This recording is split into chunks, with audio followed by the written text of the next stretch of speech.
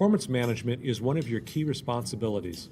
The performance review is the formal process that can lead to higher levels of productivity.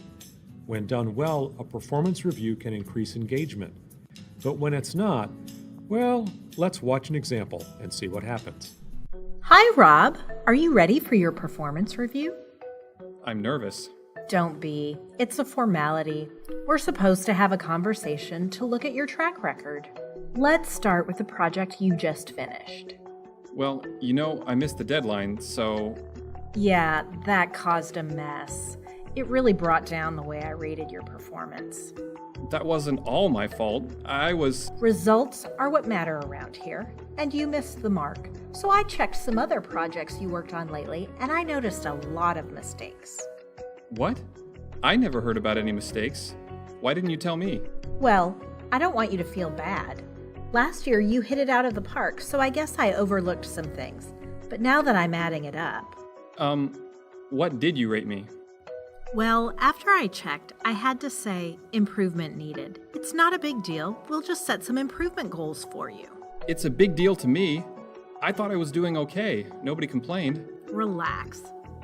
I'm just telling you to do better. In fact, I think we should enroll you in a class. What would you like to take? I don't know. What do I need to get better at? I know how to do my job. Let's just put down project management as a goal for the coming year. Huh?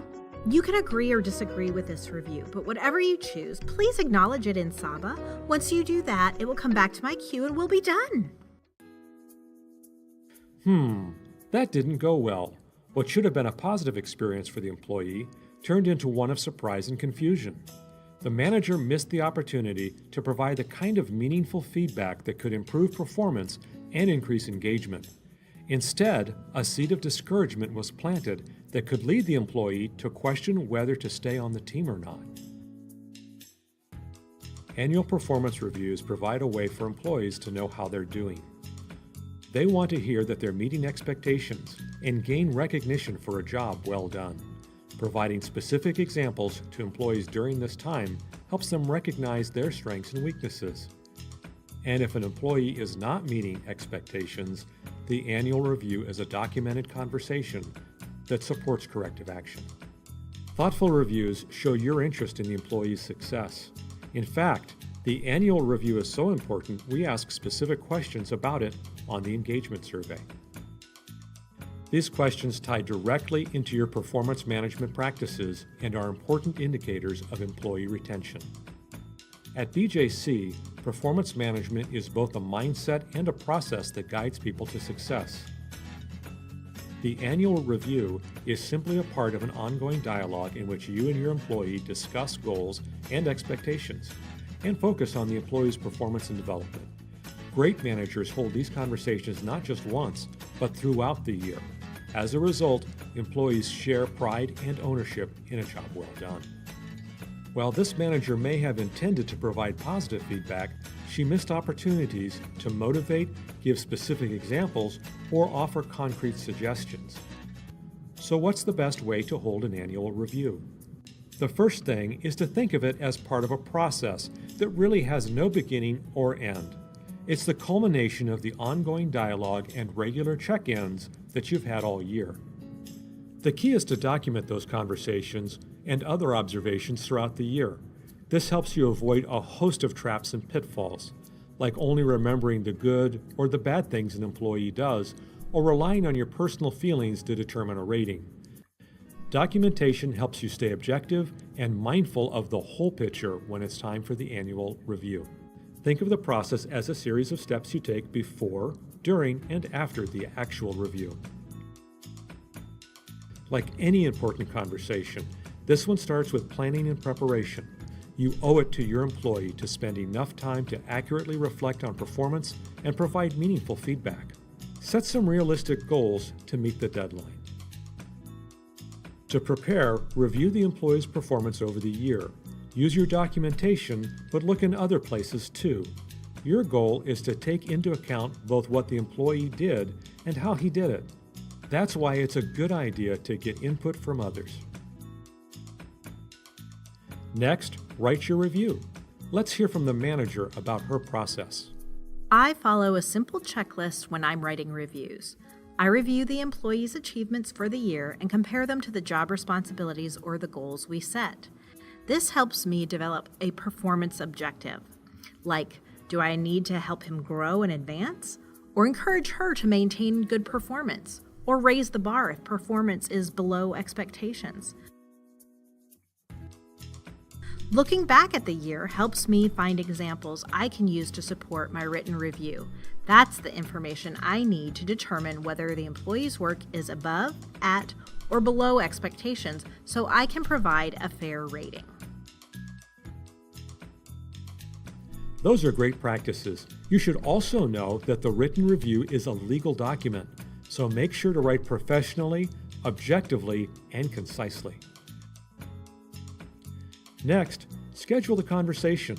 Allow enough time so it doesn't feel rushed. And think about this. Sometimes end days are better than others. Don't schedule a review when you know you or your employee won't be at your best. Give some thought to the location, too. Privacy is important.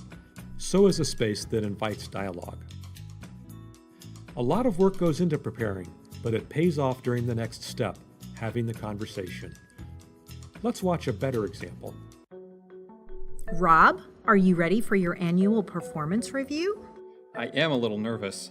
Don't be. You are an important part of our team. This is just a conversation about how you're doing in your role. We'll talk about what's going well and improvements you can make, and we'll set some goals for next year. Sound okay? I guess. Well, I don't think there will be any surprises here. We've been talking about your performance all year. Let me get your take. How do you think you're doing? Well, I missed the deadline on the last project, but that wasn't all my fault. And you've come to me a couple of times about some mistakes I've made, but I think I fixed those, so hopefully I'm okay. We talked about that deadline when you were struggling. I'm glad you came to me when things were challenging. Although you didn't make the planned date, you were able to adjust the schedule. What did you learn from that? I should have planned for things to take longer than I did. I think I could use some help with project planning. That's a good suggestion. I'll be happy to help you next time. This is an area that could hinder your future success, but I'm sure you can master the skill with more experience. What other ideas do you have? I could also ask Jose to be a sounding board. He's pretty good at it. Good. Now let's talk about your rating. I reviewed the projects you've worked on this year. You are fully successful in most job responsibilities. Plus, several people commented on how collaborative you are. That's really important. I did make a note that the deadlines need improvement. Despite this, though, your overall rating is successful. As far as goals for the upcoming year, what do you think about enrolling in a project management class? That would be really helpful. What other thoughts or questions do you have about our conversation? I don't think I have any. Great. Rob, I appreciate you, and I'm so glad you are on the team. I'll send the link to the review to you today. Please acknowledge we had this conversation within the next 3 days so we can wrap this up. You can add comments if you'd like. That was much better. It was clear to the employee that the manager took the whole year's effort into account. The employee was recognized for the good work throughout the year while acknowledging an area for improvement. That kind of honesty is important, along with the specific suggestions on how to improve and overcome challenges. Finally, the manager wrapped up with the expectation to sign the evaluation. The job is not complete until the sign-off. Here are a few other tips I've learned. I block out chunks of time during the week to work off-site to write the reviews. My manager sets the expectation to keep me focused. I shouldn't spend nights or weekends writing reviews. I start with my strongest performers. I don't want to lose them, so I make sure their reviews show they are valued and they have the opportunity for development. Then I write reviews for those few challenging employees. I keep these short and sweet, factual, objective, and straightforward. And then I review my steady eddies. They are important team members and I want them to know it. Remember, performance management is a mindset and a process that helps employees achieve their highest levels of performance. As part of an ongoing dialogue, a well-done performance review helps employees feel good about their achievements and sustain great performance. That's good for them, good for you, good for our patients, and good for BJC.